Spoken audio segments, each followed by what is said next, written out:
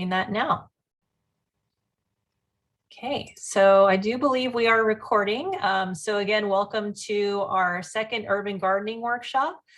Today's topic is going to be on companion planting, pollinators, and native plants. For those of you who have not seen me before, or you're new to this series, my name is Ellie Perry. I'm the Sustainability Manager for Cal State Dominguez Hills. So happy to do this presentation on behalf of our campus urban farm, which hopefully you all have visited or are familiar with. So let's go ahead and get started. So first things first, couple of, let me go back. So again, welcome to our workshop today, which is on companion planting, pollinators, and native plants. And if you have any questions as we go through the presentation, as always, feel free to toss them into the chat box. My lovely assistant, Chloe, will be monitoring those and making sure those are saved. And when we get towards the tail end of our presentation, we'll open it up to general Q&A and address all those questions as we that have come up. So feel free to type those in as we go. And a quick thank you shout out to Shell again for donating the funds that enabled us to run these community workshop. So we'll go ahead and get started with that. So in terms of today's topics, what we're going to be covering today is companion planting, and how you do that basically. So the process of understanding plants and plant families, what is companion planting as a rule, plant friends, plant foes, planting your garden, how to incorporate that. And then we'll move on to the importance of pollinators, and why they're important, how to support them. We'll also do a quick little activity that you can take home for you, as well as native plants in terms of what are they, how to care for them, and a quick activity for that as well. So hopefully lots of fun today. So with that, let's get into companion planting. So when it comes to companion planting, the first thing you should probably understand is how you identify a plant and understanding its attributes a little bit. So to that end, generally the way you ID a plant is usually by its leaves. So if you're not sure what something is, leaves generally have two shapes or two types. So there's a simple leaf that kind of has the whole leaf is together, right? So that's one leaf by itself. And then you have compound leaves where a single leaf kind of has these different lobes that shoot out. Or in different patterns, right? So, leaves are kind of a good way to ID a particular type of plant or type of plant family. So is it a single leaf or does it have multiple leaflets on that leaf? Another good way to ID plants or plant families is also by leaf shape. Whether it's like star shaped like this, or just kind of like oval like this. Also looking at the edge types. So is it a really ragged edge? Is it a smooth edge? That'll help you identify what family or what kind of plant you're dealing with, especially if you're coming into a garden that's maybe you're not familiar with as well, or you're not the one who planted that, so you can kind of have an idea of how they grow. And obviously you can always ID, or for our purposes, you can always identify a plant by the fruit or vegetable that emerges. Obviously, if a carrot comes out, it's a carrot, right? So it's pretty straightforward in that regard. And in general, when it comes to plants, there are only so many fruits and vegetables you can kind of procure at a general nursery or a Home Depot or wherever you're getting your plants from, right? So eventually you'll get familiar with them and their habits and how they grow and how they produce if you observe or research them, right? So you can also do more internet research, right? There's always Google. You can download an app, you can do internet research, you can look up a specific species that you're interested in, just doing a little bit of research before you just throw something into the ground, right? So that you can actually understand how they grow and what they need, and get into what they get along with or don't get along with, which is what companion planting is. So in terms of the common types of crops, so it's kind of helpful to understand that there's certain families of plants and they all react certain general ways. So these are examples of things that we grow at the farm. So berries, legumes, greens, brassicas, root vegetables, nightshade family, squash gourds, and others sometimes miscellaneous. But I'm going to go over a very brief Cliff Notes version of what these plants look like and how they react, so you can kind of understand what these families do. So when it comes to berries, most of the ones that we grow at the farm are vining. So that means that they have vines and that's where the fruit comes out. So like strawberries, blackberries, raspberries. There are a couple bush exceptions like blueberries, which just come off of a bush. But in general, most berry plants, they have delicious fruit, right? So they're kind of designed to, deter predators by having these really serrated leaves. So serrated just means the ragged edge, right? So it's like, oh, I wouldn't want to chew on that because that looks sharp, right?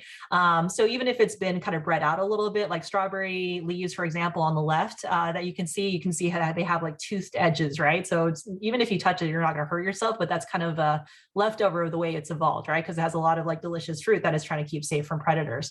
And in general, berries are pretty easy. You can always tell by the fruit, right? So if you get raspberries, it's a raspberry plant, blackberries, etc. So that's kind of how those families work. When it comes to legumes, which is a term for peas and beans, pretty much, peas and beans are vining or they're creeping. So they basically spread out a lot. So they kind of form these long tendrils that go out to, pick up sunlight or resources.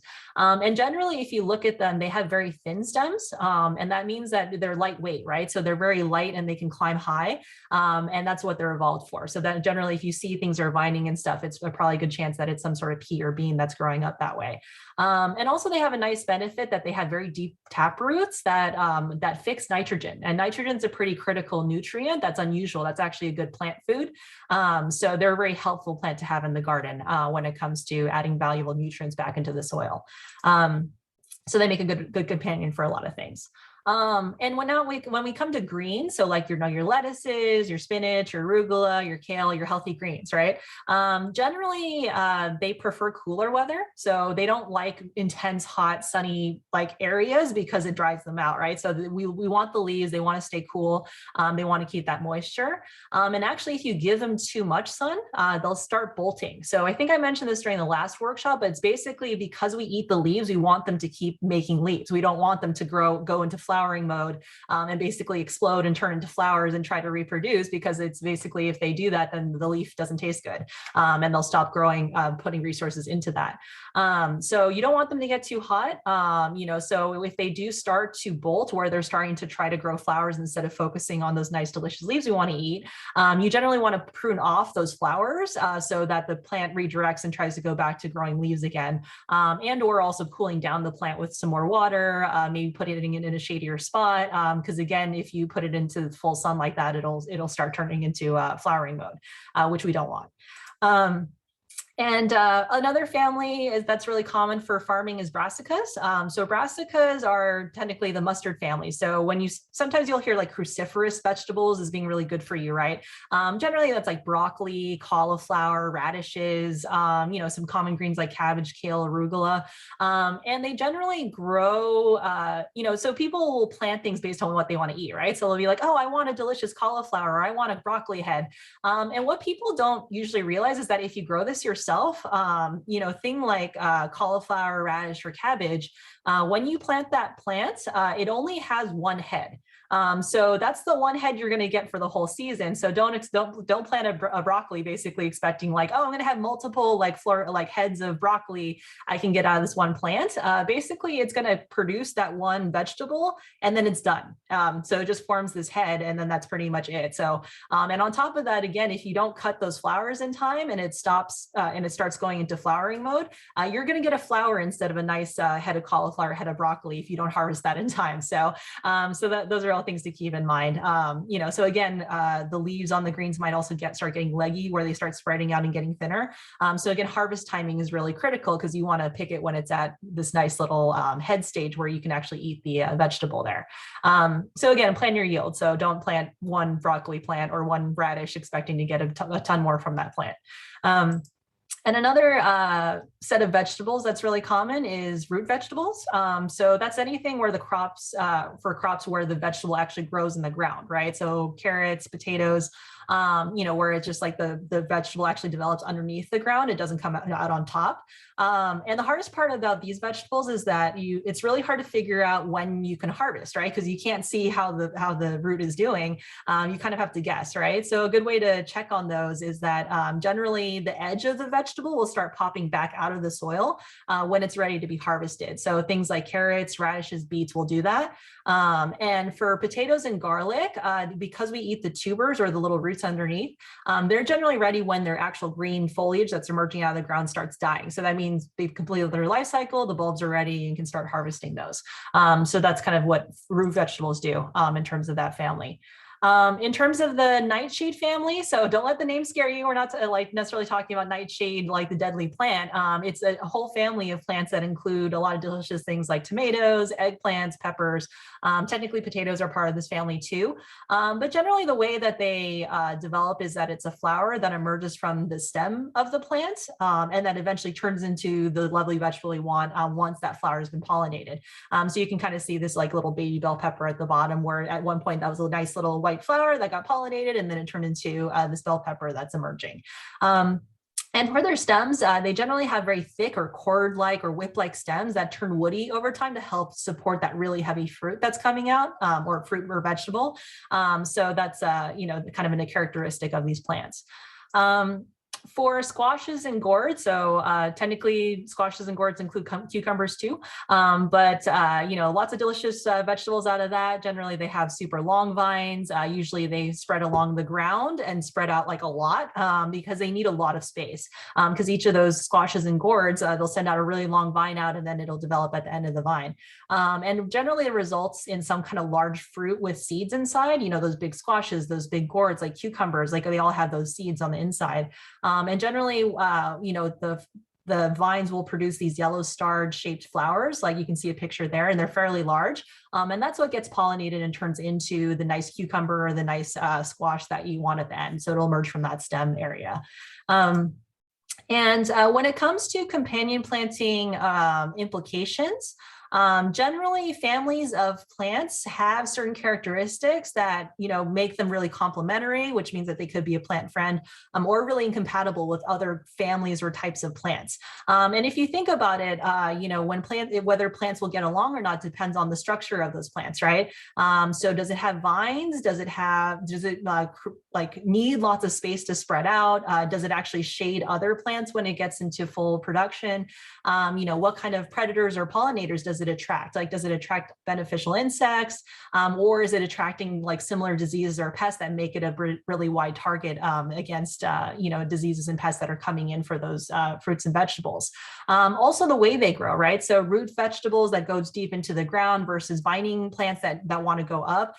So are they competing, or are they complementing each other? And also, certain types of vegetables and fruits actually secrete certain chemical compounds into the soil. So that kind of the idea of flavor, right? So do you want like that flavor near your, against each other? And sometimes they just don't like each other, and that's what plant foes are.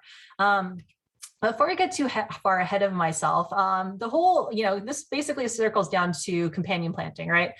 So companion planting basically is the practice of planting a variety of species near each other to get those variety of benefits, including potentially pest control, pollination, shade cover, physical support. Some common examples of companion plants, crops include like, tomatoes with basil, carrots and onions, cauliflower and spinach. And also adding like herbs and flowers and things into that mix can help provide companion crops to a variety of these commonly grown vegetables. And one of the best known historical examples of companion crops are the Three Sisters, which I'm going to get into. And we usually have an example of this at the farm during summertime, which is when they're in season. So when I say the Three Sisters, basically I'm referring to beans, squash, and corn. So those three plants are known as the Three Sisters because they get along really well and are a really good example of indigenous companion planting. So the indigenous populations of the Americas would actually use this family grouping as companion planting to help sustain really quality crops. And really just taking advantage of the fact that of their tendencies, these families, plant families' tendencies and relationships to produce a more healthy crop that benefits all three. So basically how it works is the idea is that you plant the corn first, and that provides a really nice vertical support structure for the bean vines to climb up. So basically the beans have somewhere to go up so that when the squash come in, they're not getting basically suffocated or blocked out. And on top of that, you get awesome corn, right? So who doesn't want that as a crop, right? For the beans, so the beans that are down below them, you plant them around the corn structure. And as I mentioned before, beans are really good at fixing nitrogen, which again is a really useful nutrient for other plants to use. So they naturally have a symbiotic relationship in their roots to basically attract bacteria that fix nitrogen into the soil. So they're a really useful plant to have around, right? And on top of that, they're enjoying themselves because they get the nice physical structure of the corn. And finally, the third sister is the squash. So squash is planted last because it provides these long vining leaves, right? They really spread out. They provide a lot of shade cover. So their large leaves basically shade the ground around the corn and the beans, so that weeds basically are like basically competed out. So there's not a ton of weeds like fighting them for nutrients. And then they also are delicious on their own, right? So they're squash, right? So you get squash, you get corn, you get beans. It's kind of a win-win, and they all complement each other in terms of how they get along. And that's generally what you want with companion planting. So generally, if you find plant friends, so plants that get along with each other, they can have a variety of benefits. So sometimes they make the main crop taste better. So for example, certain herbs can actually add flavor to your main crop. They can also deter pests or even act as a decoy plant to try to attract the pests away from your main crop that you're trying to save. So a good example of this is, for example, marigolds. So they tend to deter, flying insects, like some of the soil nematodes or worms that like to crawl around in the soil that eat your vegetables. Nasturtiums are another type of flower that attracts aphids, so it's good to plant those so that the aphids will go for that instead of your delicious corn or whatever else you have growing in your garden. And as I mentioned before, they can ideally boost production for your other crops. So again, kind of with the bean example, they could have nutrients that actually benefit the other plants. Structurally, like with the corn, where they're providing shade or structure or protection for that other plant. And they can also attract pollinators, which we'll have a whole section on that, to help improve those crop yields and pollinate those flowers so you get delicious fruits and vegetables out of your garden. But there's also a thing called plant foes. So in addition to finding plants that get along with each other, there's certain plants that don't like each other for whatever reason, right? So a reason could be that their needs are too similar, so they're competing with each other for nutrients. So a good example of that is potatoes and radishes, right? Because they're both ground vegetables, so they're both fighting for space in the soil, trying to get the nutrients out and trying to fight each other for space. So they don't get along, and you're basically stunting the growth of both by planting them together. Similarly, they could be too susceptible to the same types of diseases or pests. So for example, tomatoes and potatoes are kind of bad to plant together because they're vulnerable to the same blight. So if you start getting blight on your tomatoes, it'll spread to your potatoes and vice versa. So you kind of want to keep them separate so they're not, a massive target for that kind of problem. Also, they can interfere structurally. So for example, if they're too tall and they're providing too much shade or blocking sunlight for all the other plants, or they're too competitive with the plants that you're putting in there. So for example, bean vines, as you recall, they like to go up, right? So they'll spread over on top of anything that's near them. So they'll actually strangle bell pepper plants if you plant them right next to each other. So even though beans might provide some nice nitrogen, they're actually not good to plant by bell peppers because they're going to be trying to crawl on top and then basically crushing them down. And also in general, plant foes can also stunt the growth of the crop. So for example, dill, which is useful in some combinations, they can also produce compounds that stunt carrot growth, for example. So having to look these things up ahead of time before you just dump things into a garden is pretty valuable so that you don't ruin your production in the long run. And so basically all of this is information that kind of will help inform your crop planning. So the best thing you can do is when you're planting at home is to really put some thought into what you're going to put in your garden first. So important things to think about are, what are your size and space limits, right? So like if I have a little tiny container, I'm not going to try to plant corn in there, right? So trying to remember what's the sizing or spacing of this plant when it gets bigger. Another thing to think about that people don't realize is that plants only have certain life cycles. So there are a lot of the vegetables that we grow, they only grow for one growing season. Like basically they only live for 1 year and then they're done.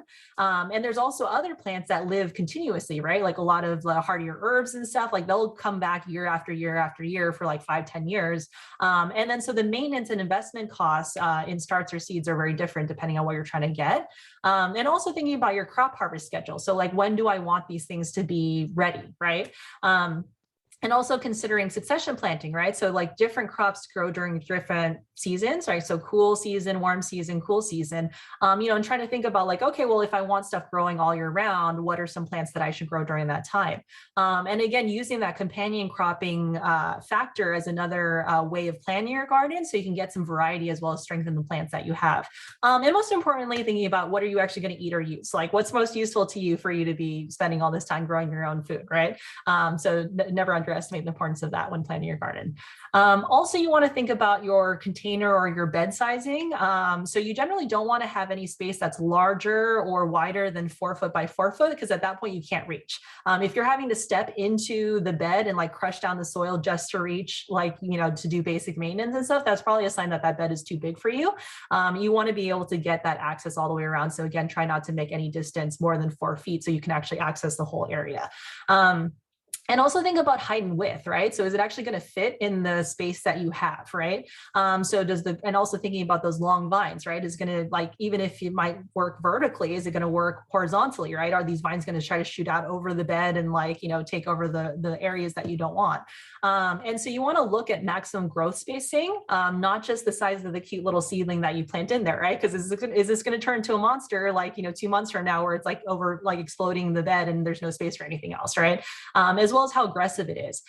So some plants are super aggressive. So for example, mint, if you don't put that in a container, that thing will overrun the entire bed that it's put in, like whatever size container. Thinking about these things before you just dump them into a garden is really important. Also thinking about different bed or container styles because they will accommodate different kinds of plants, right? So you can plant like a really wide bed with watermelon, squash, no problem, but you're not going to put it into a little container, right? Because it'll never have the space to grow the way it's supposed to.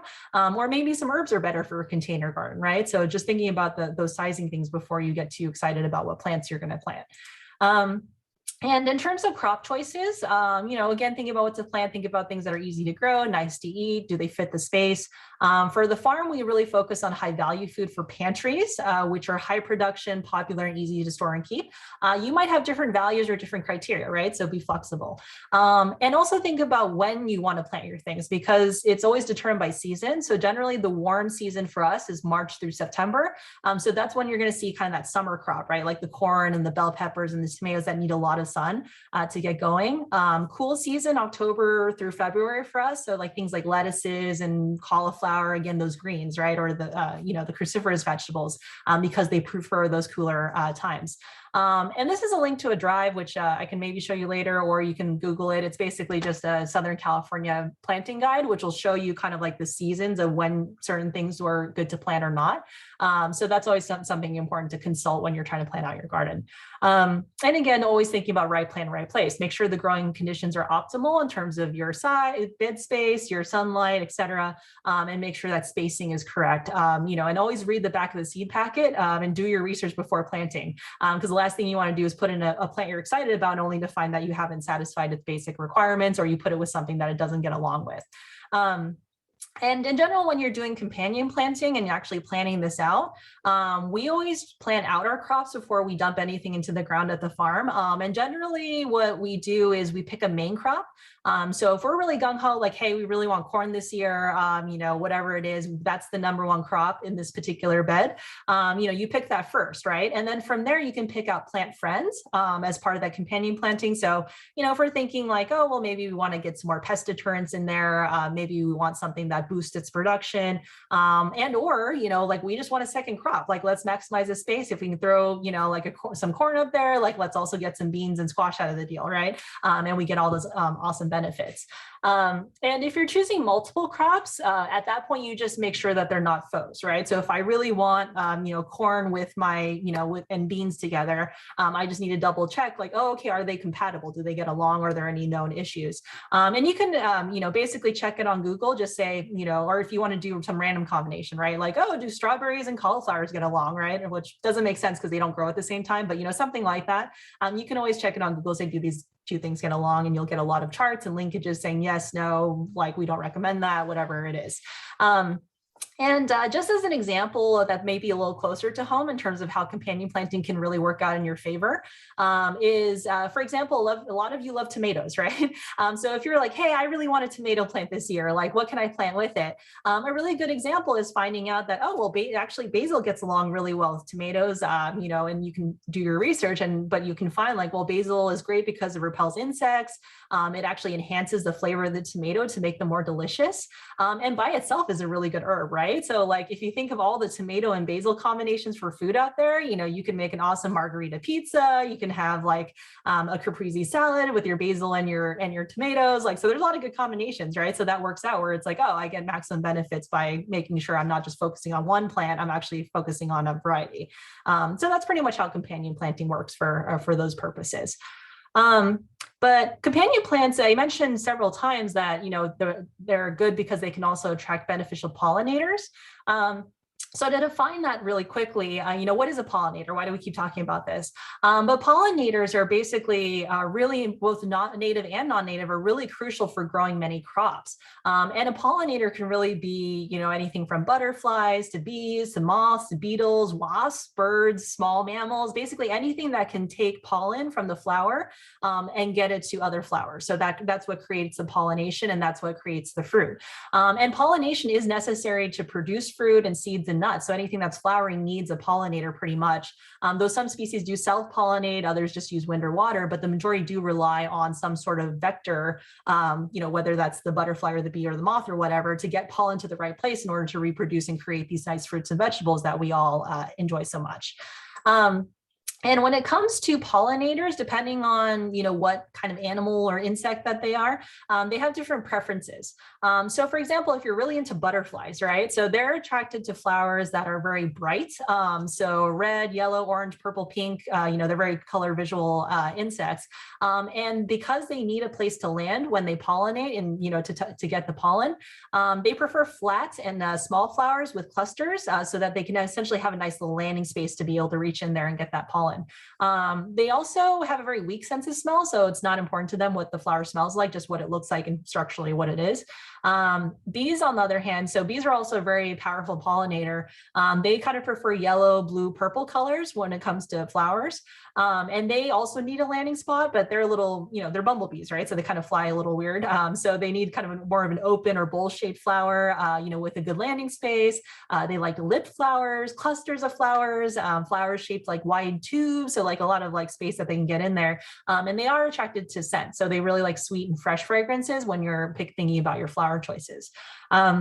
Also for hummingbirds, so if you're really into hummingbirds, they're really into colors as well, red, orange, purple, red, vibrant colors.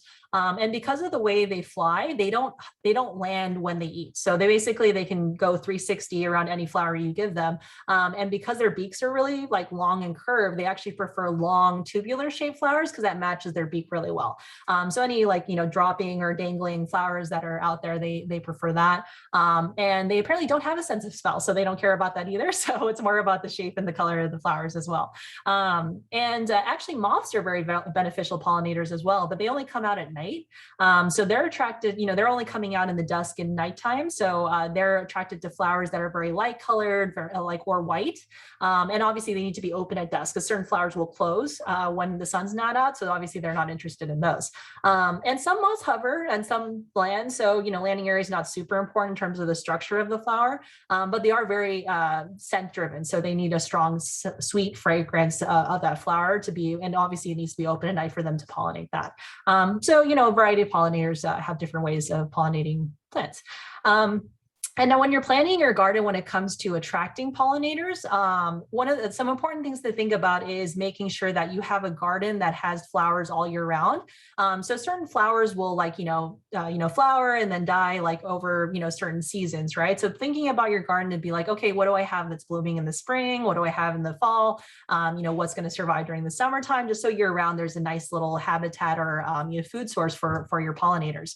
And don't forget about trees and shrubs. So some, you know, for example, in my garden, I just have this huge hedge of, flowering bushes that the previous owner just had. So I don't really have to worry about pollinators all that much because just this decorative shrub that's part of my house happens to have a ton of flowers on it. So trees and flowers work too. So, you can use that in your favor as well. But if you are planting your own garden and planting plants to try to attract those, generally you want to try to keep them in groups or clusters or clumps of at least like 3+ plants together, because the pollinators can find that easier if they're kind of clumped together throughout your garden.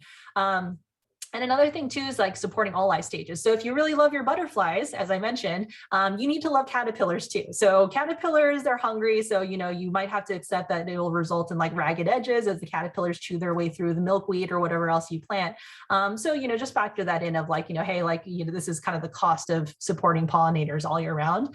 And also leaving natural areas in your garden. So maybe there's like an area that's a little bit more wild that you don't need to cultivate, and that'll provide nice habitat for these local pollinators that you want to attract for your garden. So those are all things to keep in mind as well. And the number one thing you can do to support pollinators is reducing chemical use. So I don't know if you've heard, but a lot of our pollinators, if you've heard about the bee crash, the fact that butterflies aren't doing very well. And one of the theories is that it's because of our overuse of chemicals in the environment, right? So all those pesticides, all those like broad-based agricultural pesticides that go out. And so one of the easiest ways for our home gardens to help out this declining pollinator population is to use natural organic pesticides or, not any at all. So if you recall the last workshop, we talked about integrated pest management, where we're using physical controls. We're trying to avoid the use of chemicals, so trying to avoid those much more harmful and synthetic options is a good way to protect pollinators. Also for creating habitat. So you want to have some place for them to live. So, placing native gardens in your garden can help increase your harvest yields and provide crucial habitats for many local pollinators who are native to the environment and actually rely sometimes exclusively on those native plants to survive. And you can also add other structures, like homemade nesting sites and like little, logs and things like that to help create more habitat for those pollinators. And you can also provide food and water. So planting native plants, again, is a good source of food and water for those native pollinators and or pollinator friendly flowers. And you can have native plants, which are also pollinator friendly. So win-win there, right? And you can also add a water source, which is actually the activity that I'm going to show you now. So I'm actually going to stop the share real quick so you can see me a little bit better. So for the activity today, I was going to show you, if I can actually spotlight for everyone real quick. So we're going to make a bee waterer. So I'm going to show you how anyway. So something that's very easy to do. So this is just a little, dish, some kind you can upcycle, like a nice like to-go container, whatever you want to put out in your garden. I just happen to have this lying around. Just a nice flat, shallow dish, not too high. Because the idea is that with bees especially, they do need a source of water. So if you've ever visited like a swimming pool and noticed like bees kind of like drowning in the water and not doing very well, and you're like, oh, this like bees drowning, right? It's because they need water, but they also can't go into any water source that's too deep. Otherwise they'll drown, right? So they need a nice shallow like puddle or something like that they can just stand on and be able to get their water and fly on with their day. Also, another problem with pools is that it has a lot of chemicals in it, right? So any bee that gets pool water is not going to be very happy about all that chlorine and whatnot, right? So again, structurally, we're trying to create a low, shallow watering area. So again, nice little dish like this is perfect. So when we have that, what we're trying to do is essentially create a surface, right, for them to be on and then fill it up with water. So I just have some decorative rocks, just like that I had in the garden. So I'm just going to pour that into the space here, which unfortunately I don't have the best camera angle on it, so I'll show you the results. So if you can see that, we got just this nice little pile of gravel, rocks. Some people use marbles and things like that, like, or pretty glass stones, whatever is decorative. It's just functionally, it just needs to be stable enough for the bees to be supported. So this is a nice little base layer for them. If I fill it up with water, there's little surfaces and stuff for the bees to get into. Another cool thing that you can upcycle is wine corks. So I just have a couple wine corks that'll float on top of the surface of the water because my dish is a little deep on the inside, right? So, just to make sure that they have that extra support, I'm essentially going to put them on the top of the water or top of the deepest part. and kind of create this nice little structure, right? So it's really basic. It's, just creates a nice little surface. And essentially, if I top it off with water, which I have in this bottle, I'm only taking in, and hopefully this doesn't spill out on me, keeping it really, really shallow. So essentially, like if you can see, it's just like very, very little, right? Just like the very top. So it's just high enough for the bees to get in there. I've got these nice wine corks providing a nice surface essentially for them to land on, and it'll sink down, so they can just touch the surface of the water and then move on with their day. So super simple water. I can put this out in my garden and give the bees a nice little fountain to drink out of. So, and butterflies like it too as well. So it's a nice little habitat maker water for them to enjoy in my garden. Hopefully attract lots of pollinators as well. So hopefully that'll inspire you a little bit in terms of wanting to make that for yourself. And it can be really simple, right? So like, we can make waters, you can make little nesting habitats, lots of activities and cool, easy things to do on Google. So lots of activities you can do there. And I mentioned several times native plants, right? So what is a native plant? That's also, a very important part of the equation if we can support that in our gardens. But generally here in Southern California, the definition of a native plant for us, or in general, is a plant that's indigenous, which means that it comes from that area and evolved in that area for a given geographical area in a geological time. So at some point in the geological timeline, this plant evolved in this location. This is where it's from. So for the most part, in our case, California natives are plants that were here before, the Spanish came or the European settlement. So these are the plants that the native Tongva, like the indigenous peoples, were using. These are plants that have been here for thousands and thousands and thousands of years. And fun facts from the California Native Plant Society, and just specifically what native plants are for California, we're actually a biodiversity hotspot. And at least a third of our native plants are super rare and super unique, and they're endemic, which means that they're basically not found anywhere else in the world. So this is the only place in the world where a third of those plants can have been found or evolved. And California essentially has more plant species than any other state in the country. So we're super biodiverse when it comes to our native plants, which are, so it's worth preserving that heritage and making sure that that's a feature of our gardens. And why do native plants matter? So why can't I just plant roses or whatever, but essentially native plants are a little bit special in that they support life and biodiversity, and they play a crucial role in soil and water conservation. So these are plants that evolved for these areas. They're adapted for our region in terms of water consumption. They attract and support local and migrating birds. So all these birds and pollinators, bees, butterflies, moths, bats, hummingbirds, etc. They all evolved to rely on those plants. So sometimes, especially for the example of monarch butterflies and milkweed, like that's an example of a species that co-evolved together. So that's the only food source that they eat as caterpillars. So it's really important to make sure that they have that you have these things in your garden, because that provides a really critical food resource for all these native pollinators and other animals that need that food. And they're basically the foundation of a biodiverse living community when you have a balanced ecosystem. And also another benefit for putting native plants in is that they're super adapted to our region. So they don't need a ton of extra maintenance. They don't need tons of extra water. Like they're pretty well happy here. So they don't need a lot of that really picky maintenance that a lot of the introduced species have. And so when it comes to, picking out native plants and trying to say, I want a California native in my garden, not all plants have the same requirements, and some do need more attention than others. Like there might be certain times of the year that they need to be pruned. Maybe they have some extra needs when it comes to space or, nutrients. But in general, California native plants are really drought tolerant and should only really need water once a week. And that's mostly aesthetic, right? So it's just like to make sure that they look pretty most of the time. And once they're well established and they're happy with your location, they generally don't need a lot of maintenance. Again, maybe it's more of an aesthetic thing where it's like, oh, maybe we need to trim down these dead leaves and stuff like that every now and then. And another thing that's special about California natives specifically is that they're not going to be pretty all year round. So they're not going to be super green or have tons of flowers like all year round, like most plants that are adapted for this environment. They might actually kind of go into a withdrawal phase during the summertime because they're trying to conserve water resources. So they may look dead or look brown on the edges.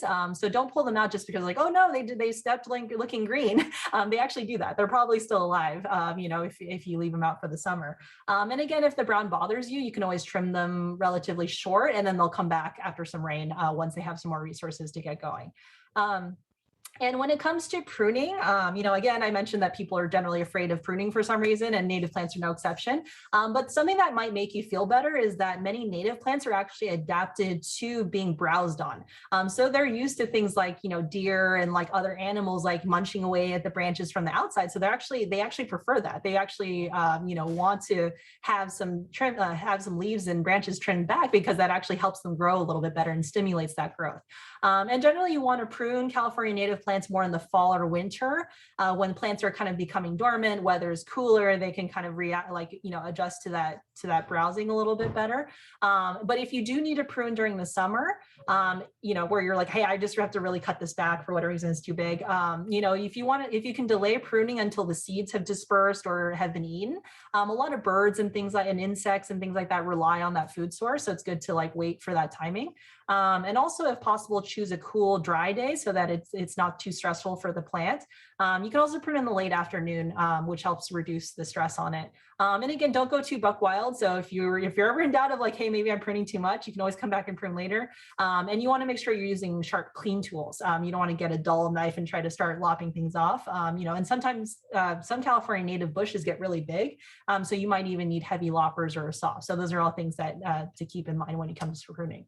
And with that, we'll get into our final activity, which is native seed bombs. So if you're looking for a much easier way to get natives into the garden, this is a fun activity that's really easy to do with upcycled materials that we do a lot at the farm as well. So I'm only getting glove on because I need to switch over to the keyboard, so don't mind my plastic glove. Normally I do this barehanded. But essentially, if you have shredder paper, or even if you have paper that you want to recycle and you just want to tear it up, the idea is to get it into these nice short little fuzzy pieces. So this is just from one of the campus paper shredders. Essentially, it's just shredded up paper, so you can see that. I'm putting in a clear bowl so you can see what I'm doing. And essentially what we're doing is making paper mache, if you want to think about it that way. So essentially what I'm doing is I'm pouring, again, my nice little water bowl in here. And I'm just eyeing it because the idea is that you want to just get it wet enough that it'll break down. So what I'm doing is essentially crushing this, right? So it's not a ton of water, it's just enough to get it wet. And essentially what I'm doing is like making sure it breaks down or that it dissolves. Because what I ultimately want is a really nice mushy base for the seeds that I'm going to put in to take off.